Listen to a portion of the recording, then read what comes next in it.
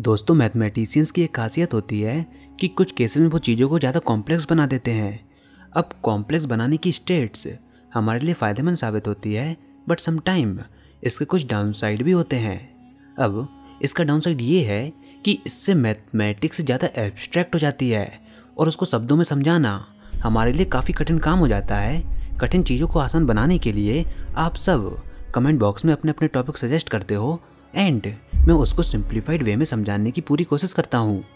पर कुछ प्रॉब्लम्स ऐसी होती हैं जिनको समझाना भी समटाइम्स काफ़ी कॉम्प्लेक्स होता है, पर एक बार अगर आप उन प्रॉब्लम्स को सॉल्व कर लेते हो देन वो मैथमेटिकल प्रॉब्लम आपको एक मिलीनियर बनाने की ताकत भी रखती हैं। आई नो अब तक आप समझ गए होंगे कि मैं कौन सी प्रॉब्लम्स की बात कर रहा हूँ। I am talking about $1 million questions. वैसे ऑलरेडी मैं कई सारे $1 मिलियन क्वेश्चंस के ऊपर बात कर चुका हूँ, पर आप लोगों की रिक्वेस्ट पर अगेन हम एक और क्वेश्चन के ऊपर डिस्कशन करेंगे and the problem is Hodge conjecture. तो चलिए हम बिल्कुल बेसिक मैथमेटिक्स से स्टार्ट करते हैं। तो एंशियंट टाइम से ही हम ह्यूमंस अलग अलग मैथमेटिकल शेप्स की स्टडी करते हुए आ रहे हैं। 500 BC में पाइथागोरस की आंखें ट्राइंगल्स पर पड़ी एंड देन इसके बाद हम ह्यूमंस को शेप्स में काफ़ी ज़्यादा इंटरेस्ट हो गया। जनरेशन पर जनरेशन ज़्यादा से ज़्यादा कॉम्प्लिकेटेड शेप्स की स्टडी करने लगी एंड इसके लगभग 2000 साल बाद ऐसा फेज़ आया कि मैथमेटिशियन जितने मैथमेटिकल शेप्स के बारे में सोच सकते थे उन्होंने उन शेप्स की पूरी कंप्लीट स्टडी कर ली थी। उन शेप्स की उनको हर एक फील्ड इंजीनियरिंग से लेकर आर्टिस्टिक पॉइंट ऑफ व्यू तक उन शेप्स की स्टडी वो काफ़ी अच्छे से कर चुके थे। पर देन 1637 में एक काफ़ी यंग मैथमेटिकल फिलोसफर आए जिन्होंने एक काफ़ी एब्स्ट्रैक्ट कंसेप्ट को दुनिया के सामने रखा। उनको इस बात का रियलाइजेशन हुआ कि ज्योमेट्री असल में अलजेब्रा ही है। उन्होंने कार्टेशियन कोऑर्डिनेट सिस्टम को इन्वेंट किया एंड आई थिंक अब तक आप उस मैथमेटिकल फिलोसफर के नेम को समझ गए होंगे। उनका नेम था डिकार्टिस। डिकार्टिस ने काफ़ी ज़्यादा सोचने के बाद ये शो किया कि ज्योमेट्री असल में नंबर के सेट्स हैं, मतलब इक्वेशंस अपने सॉल्यूशन के फॉर्म में सेट ऑफ नंबर्स को दे सकती हैं। अगर दो set of number exactly same हुए देन आप ये कंप्यूट कर सकते हो कि एक लाइन जो कि किसी पेपर पर ड्रॉ हुई है आप उसको किसी इक्वेशन के सॉल्यूशन के फॉर्म में समझ सकते हो। अब उनकी ये डिस्कवरी मैथमेटिक्स में काफ़ी इंपॉर्टेंट टूल बन गई क्योंकि इसने अलाउ किया अलजेब्रा के सारे टूल्स को ज्योमेट्री में अप्लाई करने के लिए।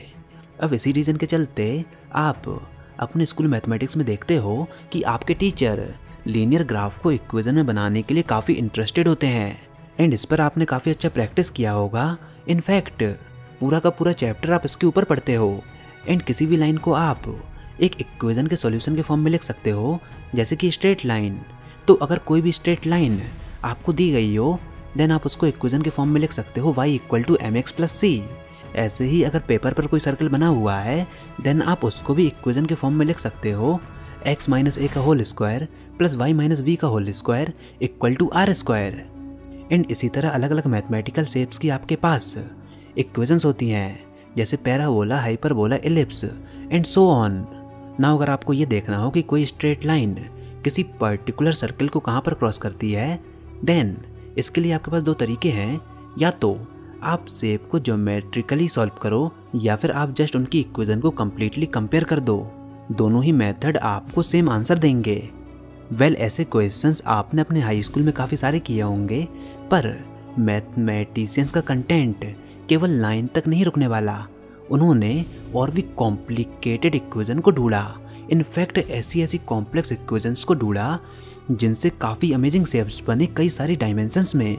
कुछ तो ऐसे भी शेप्स होते हैं जिनको आप इजीली विजुलाइज नहीं कर सकते एंड कई सारे शेप्स को हम विजुलाइज कर सकते हैं, जैसे कि कुछ कॉम्प्लेक्स इक्वेशन का सॉल्यूशन हमको एक रिंग सरफेस बनाकर देता है जिसको हम टोरस बोलते हैं। पर कई सारे शेप्स ऐसे भी होते हैं जिनको आप ज्योमेट्रिकली विजुलाइज नहीं कर सकते, उनको हम केवल अलजेब्रिकली ही एक्सेस कर सकते हैं। उनको विजुलाइज करना हमारी इमेजिनेशन के बियॉन्ड है। नाउ अब मैथमेटिशियंस ऐसे ऑब्जेक्ट या फिर शेप्स के साथ डील कर रहे हैं जिनको विजुलाइज करना हमारी इमेजिनेशन के बियॉन्ड है। तो ऐसे ऑब्जेक्ट या फिर शेप्स को हमने एक जनरल नेम दिया है, इनको हम बोलते हैं अलजेब्रिक साइकिल। तो अगर अलजेब्रिक साइकिल अच्छी एंड स्मूथ होती है देन हमको आउटपुट में एक वेल डिफाइंड शेप मिलता है एंड इस वेल बिहेव्ड शेप को हम कहते हैं मैनीफोल्ड। अब इस मैनीफोल्ड के साथ दो चीज़ें हुई। सबसे पहला वो ग्रुप ऑफ मैथमेटिशियन जिनको टोपोलॉजिस्ट कहा जाता है, उन्होंने इस चीज़ को देखा कि क्या होगा अगर आप किसी शेप को मैनीफोल्ड के ऊपर बनाओ। इसको आप ऐसे समझ सकते हो कि आपके पास एक रिंग शेप का डोनट है एंड इसके बाद आप उसके ऊपर एक ट्रायंगल को ड्रॉ करते हो या फिर एक पेंटागन को ड्रॉ करते हो, जैसा कि आप इस इमेज में देख सकते हो। पर द क्वेश्चन इज दैट कि क्या ट्रायंगल और पेंटागन, क्या आपको दोनों शेप की ज़रूरत है? अगर एक शेप स्लाइड एंड स्ट्रेच होकर एक दूसरे में बदल जाए, मतलब ट्रायंगल को डिस्टॉर्ट करके आप पेंटागन में बदल सकते हो। सो टोपोलॉजिस्ट ने उन सारे शेप्स को आपस में ग्रुप कर दिया जो कि डिस्टॉर्ट होकर एक दूसरे में बदल सकते हैं, और इन सारे शेप्स को एक डिफरेंट क्लास में पटक दिया जिसको हम बोलते हैं होमोलॉजी क्लास। होमोलॉजी क्लास को आप किसी प्रकार का एक जनरलाइज शेप समझ सकते हो, जैसे कि वो सारे शेप जो कि डोनट के होल में से पास हो जाएं, वो एक डिफरेंट होमोलॉजी क्लास में आते हैं। एंड इसके अलावा भी और भी शेप पर डिपेंडेड होमोलॉजी क्लासेस होती हैं जिनको आप टोपोलॉजी में पढ़ सकते हो। नाउ अब दूसरा वो ग्रुप ऑफ मैथमेटिशियन जो अपने आप को एल्जेब्रिस्ट कहते हैं, उन्होंने उन सारी सेट ऑफ इक्वेशंस को लिया जो कि already nice and smooth manifold को प्रोड्यूस करती हैं, एंड देन इस इक्वेशन में और भी इक्वेशंस को ऐड किया, तो ये एडिशनल इक्वेशन ने एक नई एल्जेब्रिक साइकिल को प्रोड्यूस किया उन मैनीफोल्ड्स के अंदर। मतलब एल्जेब्रिस्ट के पास मैनीफोल्ड की जो इक्वेशन थी उनमें उन्होंने कुछ और इक्वेशंस को ऐड किया एंड एक नई एल्जेब्रिक साइकिल को फॉर्म किया। तो टोपोलॉजिस्ट जो कि होमोलॉजी क्लास को मैनीफोल्ड के अंदर बना रहे थे, और एल्जेब्रिस्ट जो कि न्यू इक्वेशन को मैनीफोल्ड के अंदर ऐड करके एक नई एल्जेब्रिक साइकिल बना रहे थे, इस बात को जानने में ज़्यादा वक्त नहीं लगा कि दोनों टोपोलॉजिस्ट एंड एल्जेब्रिस्ट एक ही काम कर रहे हैं, बिल्कुल सेम। मतलब ये बिल्कुल वैसा ही काम हुआ जैसा पहले ज्योमेट्रिकल शेप एल्जेब्रिक इक्वेशन के इक्वल थे। पर डिफिकल्टी ये थी कि कोई भी नहीं जानता था कि क्या मैनीफोल्ड के अंदर होमोलॉजी क्लास एक ऐसे शेप को कंटेन करे जिसको एल्जेब्रिक साइकिल की तरह डिस्प्ले किया जा सके। मतलब मैं इसको और सिंपल बताने की कोशिश करता हूँ कि मैनीफोल्ड एक काफ़ी स्ट्रेंज शेप्स होते हैं, पॉसिबली ये हायर डायमेंशन में भी हो सकते हैं। तो अब इस मैनीफोल्ड को हम सेट ऑफ इक्वेशन में डिस्क्राइब करते हैं। अब अगर हम इस मैनीफोल्ड में कुछ एक्स्ट्रा इक्वेशंस को ऐड करते हैं तो हमको कुछ कॉम्प्लेक्स शेप्स मिलते हैं जिनको हम बोलते हैं एल्जेब्रिक साइकिल उस मैनीफोल्ड के अंदर। तो प्रॉब्लम ये है कि अगर आप कोई भी रैंडम या फिर कोई भी पॉसिबल शेप मैनीफोल्ड के ऊपर बनाओ, देन आपको कैसे पता चलेगा कि वेदर उसको स्ट्रेच कर सकते हैं किसी डिफरेंट शेप में जो कि एक नाइस एल्जेब्रिक साइकिल को डिस्क्राइब करे। अब एक स्कॉटिश मैथमेटिशियन विलियम हॉज के पास एक काफ़ी ग्रेट आइडिया था कि कैसे आप ये बता सकते हो कि कौन सा होमोलॉजी क्लास किसी गिवन मैनीफोल्ड में एल्जेब्रिक साइकिल की इक्विवेलेंट है, पर बस वो इस स्टेटमेंट को प्रूव नहीं कर पाए। तो अगर आप में से कोई भी मैथमेटिशियन फ्यूचर में या फिर अभी भी यह प्रूव कर सकता है कि उनका मेथड हमेशा वर्क करता है, देन $1 मिलियन का प्राइज़ आपका होगा।